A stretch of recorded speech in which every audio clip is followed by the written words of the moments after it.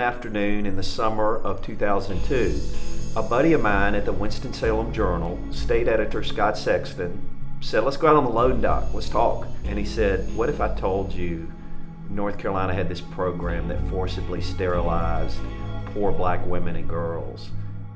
I can't tell you more right now, but just go ask some of your best sources, dig around. So I did. I started asking some people, and sure enough, we did have this program, but we didn't have any of the details.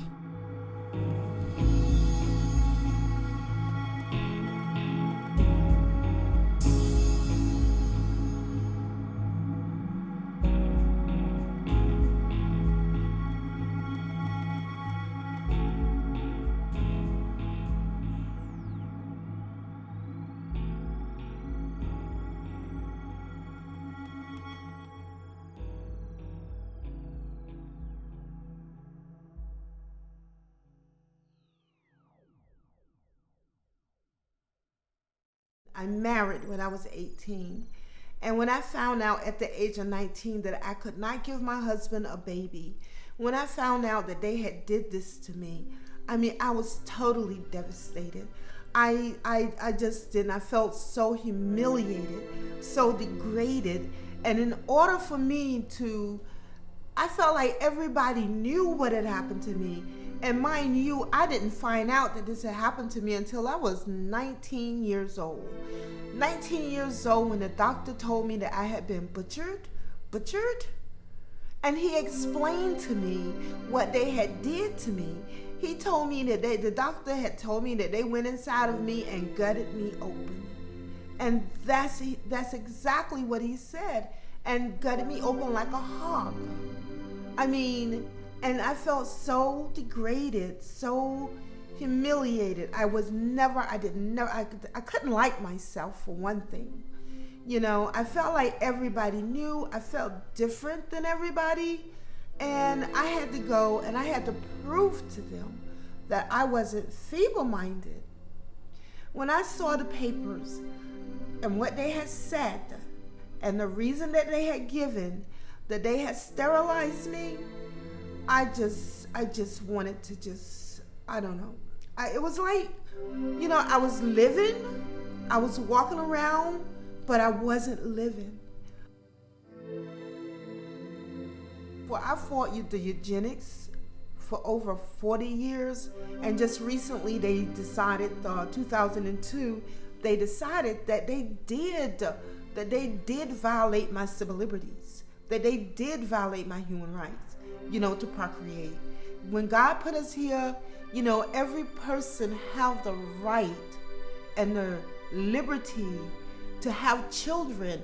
God said, be fruitful, multiply, replenish the earth in his image. And I said, how can you ever get to see God if you are destroying his image?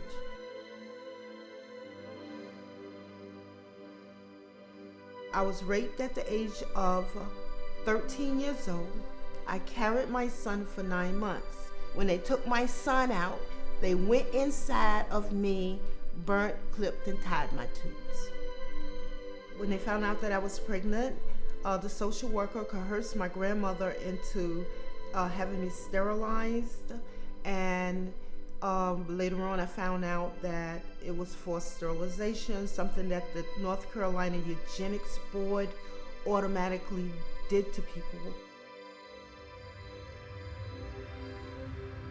Maintaining the image of perfection is a concept humankind has been aspiring to throughout history. The fittest, the smartest, the most attractive have always held a higher place in society than those who fall short of these superficial ideals. Throughout history, we have seen attempts where this drive for perfection has caused discord, violence, and ultimately mass genocide. Eugenics, meaning well-born, was a term coined in Europe by Sir Francis Galton in 1883. His practices were primarily inspired by The Origin of Species, written by Charles Darwin, his cousin. Following Darwin's theory, Galton promoted the idea of more procreation from the fit and less from the unfit. He stated that if the unfit did not agree to stop procreating, the time may come when such persons would be considered as enemies of the state. Galton also said, "What nature does blindly, slowly, and ruthlessly, man may do providently, quickly, and kindly." Galton's ideas were slow to catch on in Europe, but in the United States, new waves of immigrants sparked fears that the dominant class would soon be outnumbered. American eugenicists decided to resolve this problem through forced sterilization. They condemned procreation from anyone considered unfit: criminals, minorities, the disabled, promiscuous, even the poor. The constitutionality of forced sterilization in America had been overturned several times by the federal courts, and so they're looking for a test case to determine whether or not eugenical sterilization would be held constitutional. The search for a test case to prove feeble-mindedness began with Albert Priddy. His goal was to legitimize a diagnosis of hereditary disease. Priddy was a doctor in the Virginia State Colony for epileptics and the feeble-minded. His practices were already being called into question for forcibly sterilizing women in the local community, subjectively calling them feeble-minded. Carrie Buck, a young woman living in the colony during the search, was selected by Dr. Priddy to be the test subject for the case. Carrie's mother, Emma, who was already a patient at the colony, and her 8-month-old daughter, Vivian, were used to prove that feeble-mindedness was genetic. Carrie Buck became the test subject of the constitutionality. What they're looking for is the hereditary side of eugenics to determine, is feeble-mindedness, is epilepsy, is promiscuity, etc., is that hereditary? And so there they found Carrie Buck as the test subject, whose mother, Emma, and whose daughter, Vivian, were considered to be feeble-minded.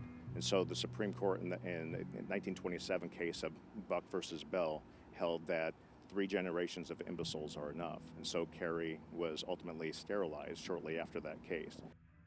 The courthouse behind me here is the Amherst Circuit Court. This was where the case really started. It took its footing here.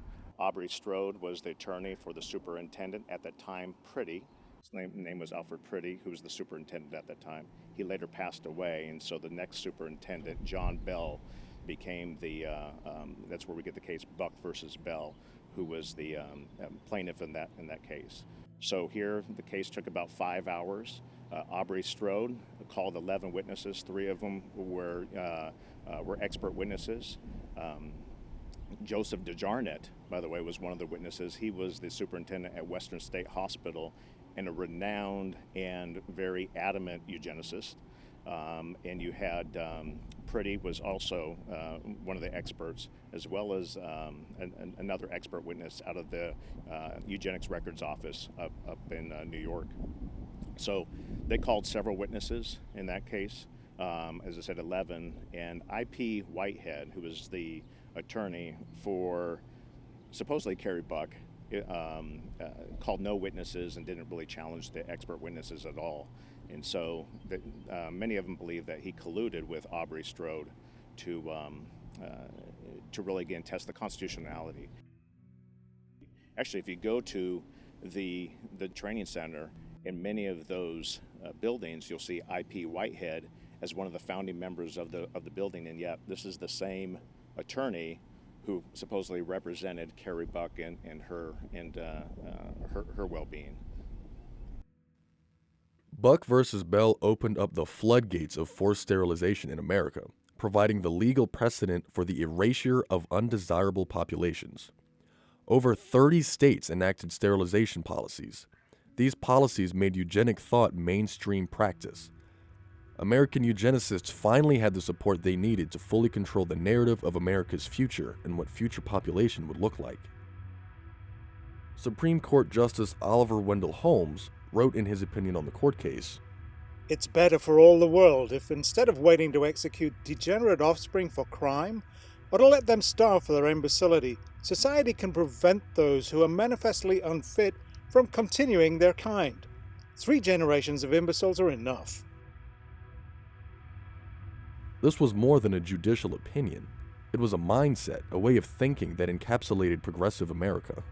With the help of influential figures such as John Rockefeller, Dr. J.H. Kellogg, and the Carnegie Institute, research societies such as the Eugenics Record Office and the Race Betterment Foundation were established. In 1910, notable scientist Henry Laughlin became involved with the Record Office.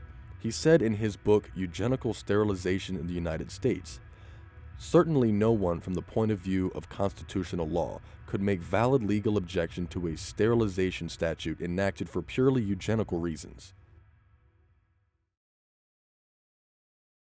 Social Darwinism really took hold, again, around the Atlantic, so it's not just a United States phenomenon.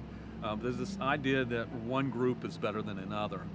And you got to keep in mind the science of today. We think of eugenics and we don't necessarily say that's real science, but the science of that day said that's groups. One group is superior to another. There's certain individuals superior to other individuals.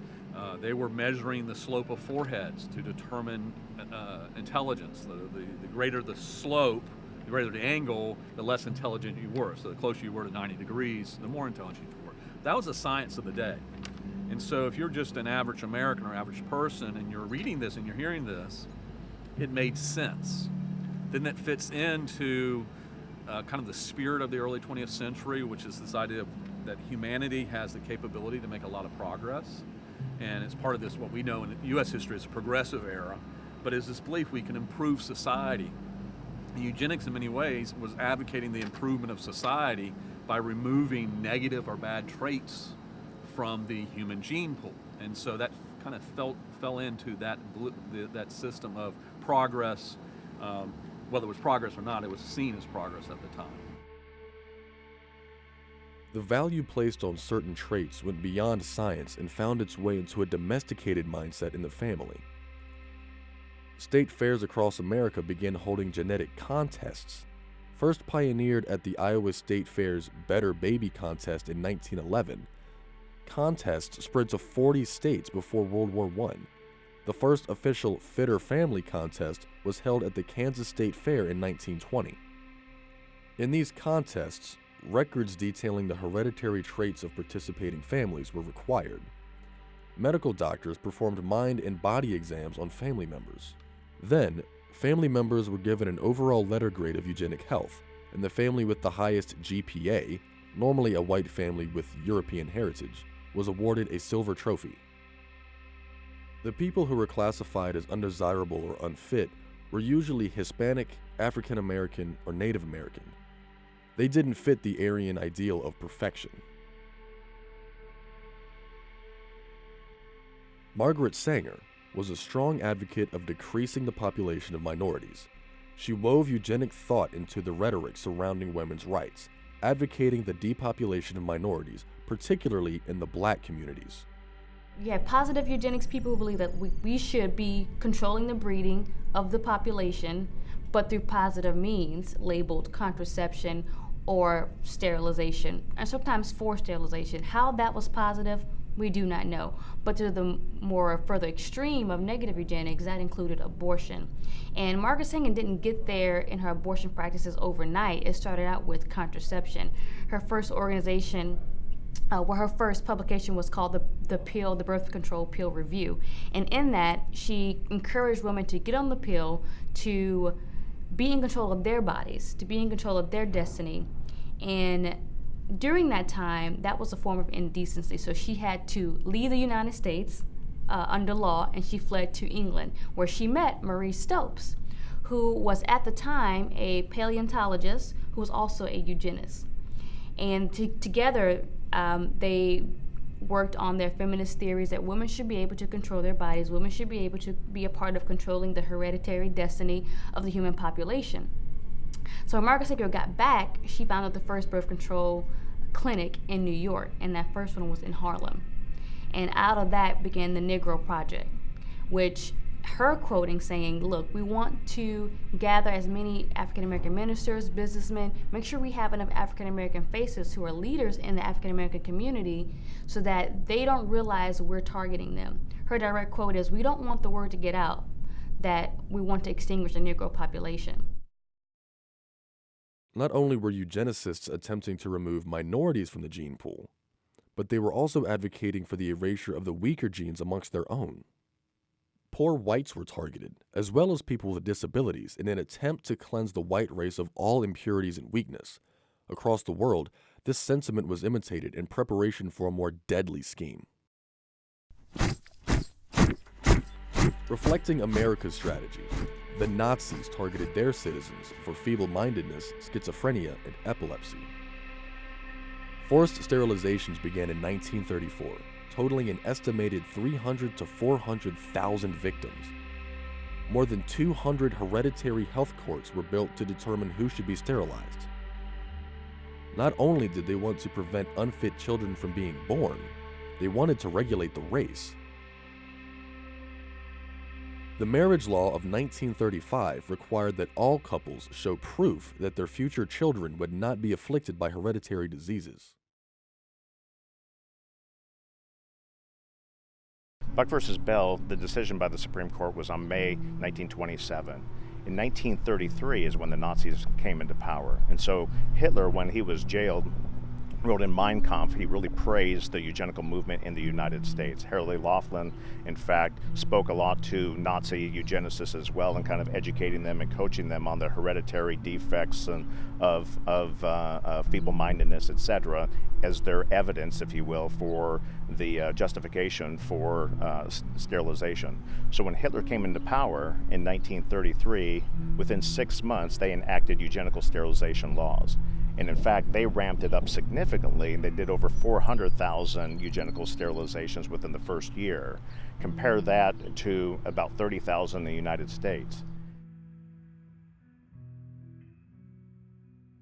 In his book Mein Kampf, Hitler praised American eugenic programs, saying, "Today, there is one state in which at least weak beginnings toward a better conception of citizenship are noticeable.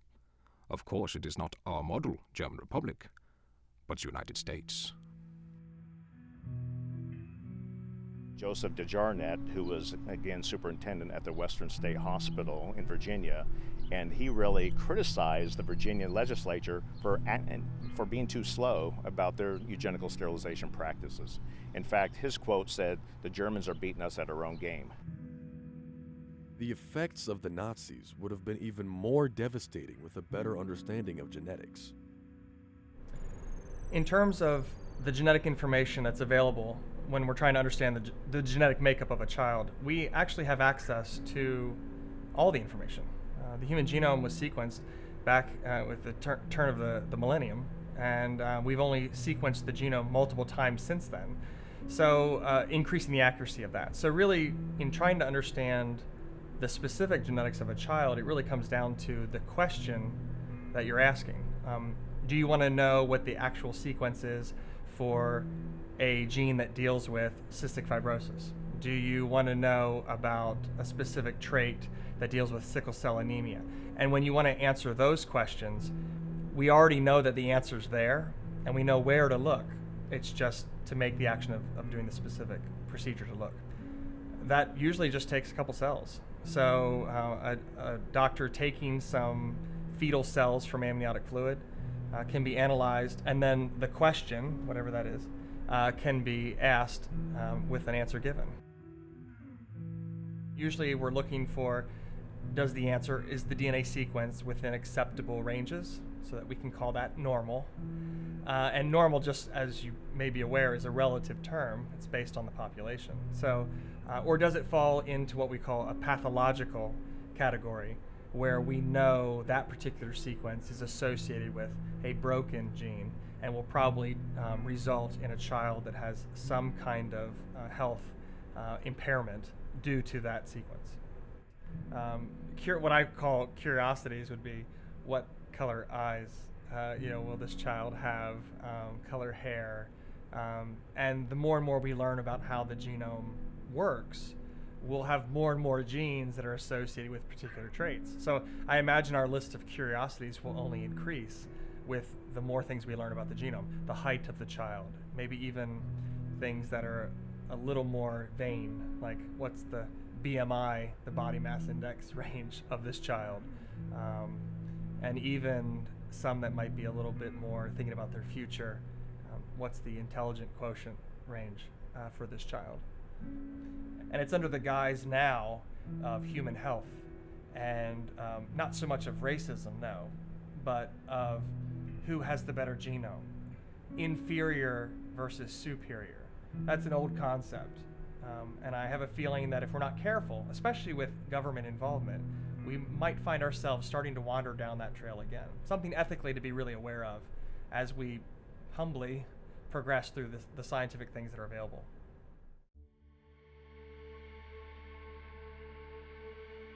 Altogether, the Germans and those who allied with them killed 12 million people, 6 million Jews and roughly 6 million of others who they saw as less desirables. And so eugenics played out in Germany through sterilization first, which is limiting reproduction, but then actually removal of peoples in the Holocaust. The Nazis were put on trial by the Allies for war crimes. In defense of their actions, the German leaders cited American legal precedents, including documents from Buck versus Bell. America, the same country that began the movement, was now condemning another country for adopting the same mentality. After the horrors of the Holocaust were revealed to the world, the once clamorous eugenics movement in America receded to a whisper.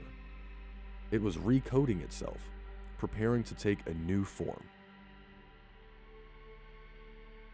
Now, during World War II, toward the end, as the camps were liberated and people realized, and it all came out, and people realized what Hitler had done, a lot of those GIs came home, and there was a whole climate and culture of this can't happen here. So that led to a lot of states backing off. Most states backed off of their programs, forced sterilization programs, but not North Carolina. No. North Carolina ramped its program up.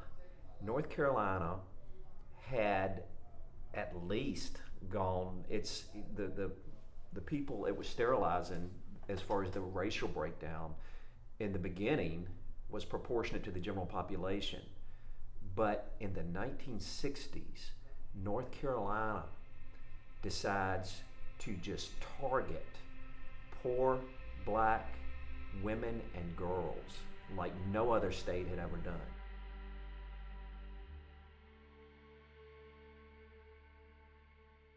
In the 1960s, eugenics programs not only ramped up in several states, including North Carolina, but also in U.S. territories like Puerto Rico. By 1965, over 1/3 of women in Puerto Rico had been sterilized. Only 1/3 of them understood that the surgery was irreversible. So the eugenical sterilization practice is not about the sterilization itself, but it's about this idea that we could kill off people simply because of who they are. So the idea of eugenics means well-born. It's this idea that we don't want people with feeble-mindedness or hereditary defects to be in our society. It's because they sap the benefits, the finances of our society, right? When people are on welfare, it's basically a welfare reduction type of program. The government had an interest in reducing that cost by forcibly sterilizing folks. The eugenics movement is definitely playing out in history today, especially with minority communities and with the socioeconomic classes, particularly those who are of low socioeconomic classes. You'll see the majority of these abortion clinics or contraception/sexual education programs targeting lower class Americans and Hispanic and Black Americans. And when you ask, well, why are you doing that? They'll say, well, we're just targeting the communities that are the most neediest, but yet they have no answer for how they define neediest. So it is a philosophy that is completely ingrained even into the Roe versus Wade decision in 1973, which legalized abortion here in the U.S. The leading justice on the Roe versus Wade case, he cited several eugenics sources in his decision. So, this is something that the eugenics philosophy, it attracts the elitists of our country, and it's something that is being poured into with a lot of wealth. You have the Rockefellers, you have the Carnegie Foundation, you have Dr. Clarence Gamble, who is the leading founder of the Procter & Gamble Corporation. All of these people were funding research into contraception, into population control, and how they could breed the best of the society. There is a feministic mindset that comes to the eugenics movement, and that is partly in due to Margaret Sanger, the founder of Planned Parenthood, and Marie Stopes, founder of Marie Stopes International. Now, Marie Stopes International is a contraception abortion organization that particularly targets countries overseas. mostly undeveloped countries. Their key slogan is "Children by choice, not by chance." And they are the leading sponsor of humanitarian aid for the U.S. And the crazy thing about it is that as a country, it's us, the U.S., France, and Canada, where we are primarily the largest givers of humanitarian aid to undeveloped countries. But we're giving that humanitarian aid along with Marie Stopes, who's a part of the UN, who helps fund health priorities. We only give this humanitarian aid to these countries if they agree to accept contraception and sexual education and how to have safe abortions. I feel personally offended and personally affected by the eugenics movement and how it's playing out today in the efforts of contraception and abortion, because it is specifically targeting minority communities, people who look like me. So when they say, let's make sure that we keep abortion legal, let's make sure we keep abortion safe and legal and not take away the rights that belong to these poor communities, especially women of color. Politicians and campaigners and people with a lot of money who are funding these efforts, they say these things, and it is highly offensive, because when you look at the numbers today, the African American population only makes up 13% of the American population, but yet we get 36% of all the abortions. We've been in this country since the 1600s, and yet we're still only at 13%. That's a problem. We should be concerned about that. They were not sterilizing black people until the latter part of the 60s. Prior to that, it was the poor white people that they were sterilizing, but then it declined and it escalated in the latter part of the 60s with black people. They was doing sterilization. Black people did not know anything about abortion, which is a form of depopulating a particular group of people.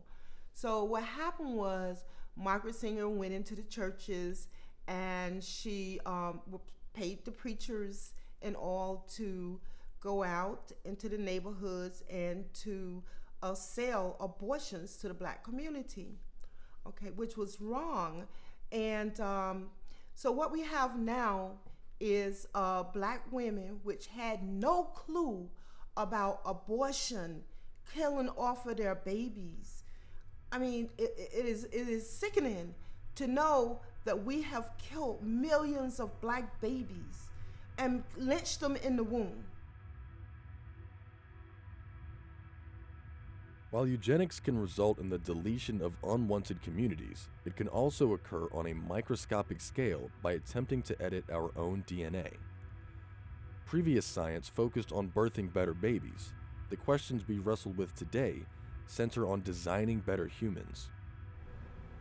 So when thinking about the development of desirable or allowing undesirable traits to exist in the population, we think about what things we would allow in our children or what things we want in our children. Let's talk first about the issues of human health. Human health already is a sliding scale of normalcy. We define disease as being something that medically is significantly different than what we consider normal. That's usually widely accepted, but of course when you start thinking about editing the genome and having a justification for this, and writing up the lawyer speak for what says, oh, this is something that I can change, or I think you're going to get into kind of a slippery slope of gray area based on how you define what is normal. Somewhere in there, I think you're going to have to talk about the philosophical statement of what is the purpose of reproduction, what makes a person, and what is our role, what is our mandate and responsibility to future generations, because we're making these decisions presumably for their benefit. So I think those things would need to be defined. In terms of fads, that's always going to be changing. So it's tough to predict where that would go. I would hope that the technology, the price, would keep people from venturing into such what I'll call frivolous exercises, which personally I think could only be damning for the future worth of children and of the population. It's one thing to say, I made you, And we have an ownership with our children, right? Because we know that our genes are in there.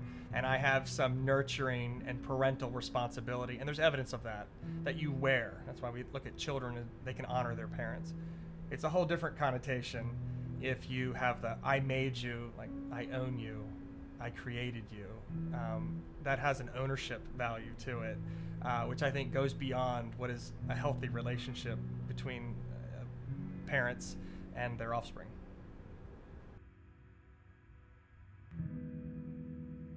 Between 80 and 90% of children diagnosed with Down syndrome in the womb are terminated before they're even born simply because of who they are. So although we got rid of the term eugenics with this idea of well-born, there's a negative connotation to it after the Nazis, but it's still present with us today, right? Now, instead of sterilizing, the reason why we sterilized is because you couldn't tell what kind of child it was, one was having, right? You didn't know if it was going to have Down syndrome or feeble-mindedness or what have you. But with today's technology, DNA gives us a picture of what the child is going to be before they enter into the world, right? And so it's still that idea. So the reason why we don't sterilize today is because we can kill or terminate the child in the womb. So in thinking about the concept of designer children, whether you're changing a child according to your own wishes, or whether you're trying to change the genetic makeup of a child for their own benefit in terms of maybe a medical issue that's well known in a family. I think you run into several possible conflicts in how that's regulated and doled out. First off, it's going to cost money.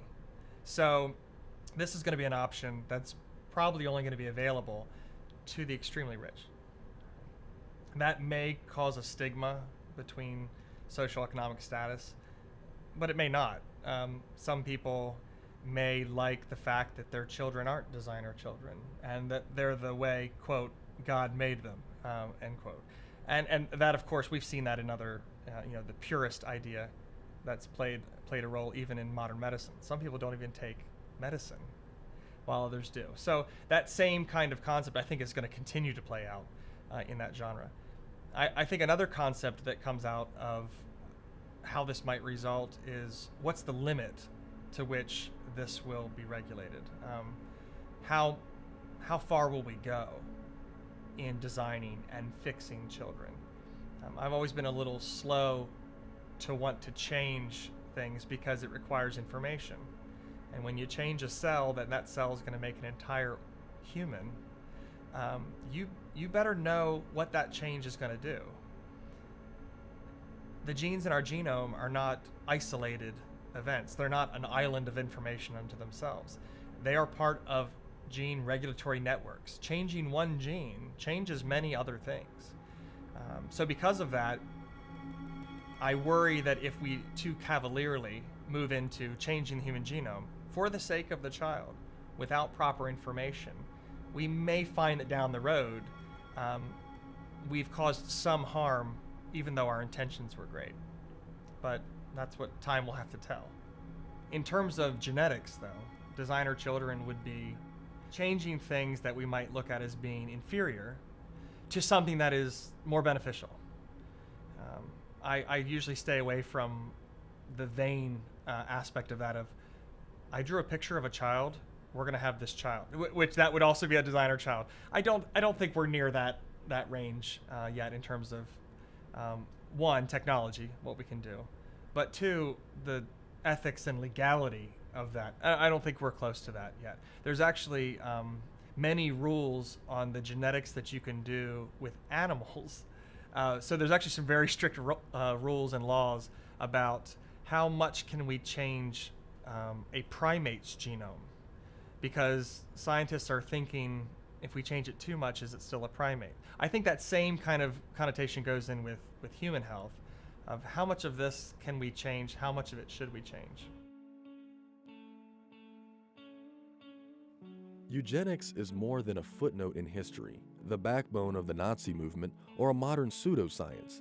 It's a mindset dictating that burdens must be eliminated, that inconveniences are not worth the effort, that life is not inherently valuable. Eugenics undermines the very foundation of human dignity. It says that one person is innately more valuable than another. The eugenic movement isn't over. It's simply recoded itself and has been slowly reintroduced to society in new forms.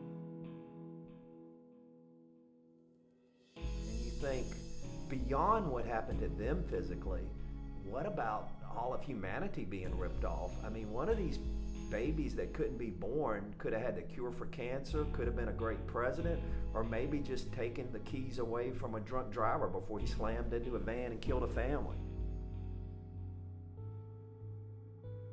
What can be done to solve this problem is that people need to become aware of what is actually going on, and how they can do that is watching films like this and sharing it with other people. Don't keep this knowledge to yourself. And secondly, you know, the truth that we all have as a majority of Americans right now, we're seeing the most pro-life generation we've ever seen, and that is rooted in the morality and truth that every human being has inherent dignity, worth, and value. And that is something that we need to take to the voting booth. It is extremely important to examine the candidates that you're going to be voting for who are pro-life. A lot of people who are chanting maybe at the Women's March or at other rallies, you know, my body, my choice, this is a marketing tool. This is a marketing slogan that many people do not understand has an inherent built-in philosophy in it to eugenics, and they don't know that. So it's very, very important to make being pro-life a central component to your voting habits, and to see which candidates are really going to uphold the inherency and dignity of every human being. The idea of eugenics, again, it's not about that. It's not about sterilization in and of itself. Sterilization is the means to the end is killing off that person, ensuring that there is no posterity in the future, right? And so that's what we're doing with today, using DNA and technology such as abortion and scans and so on and so forth. And that's my concern, again, is what are we doing with that information? We shouldn't be forcibly sterilizing people in the name of trying to develop a master human race, but yet sometimes we do it on a micro level just with our own families. To determine who and who is not fit to live in our society is not within us to go ahead and decide that. We get it wrong. History shows we get this wrong all the time. Nazis got it wrong. They did it in the name of not just a hatred toward Jews, but there was a lot of folks, homosexuals, and people who were considered feeble-mindedness. And so what they do with them, they took it to its logical conclusion. If these people are, quote, defectives, then we move from sterilizing to euthanasia. And that's what happened first, is these colonies of where people with disabilities lived in, they started in the name of mercy, started killing them systematically. Once you go down that road, then it's just, let's keep on keeping our foot down to the pedal to the metal, and start ensuring that we do this with more people in order to develop a master race or superhuman race.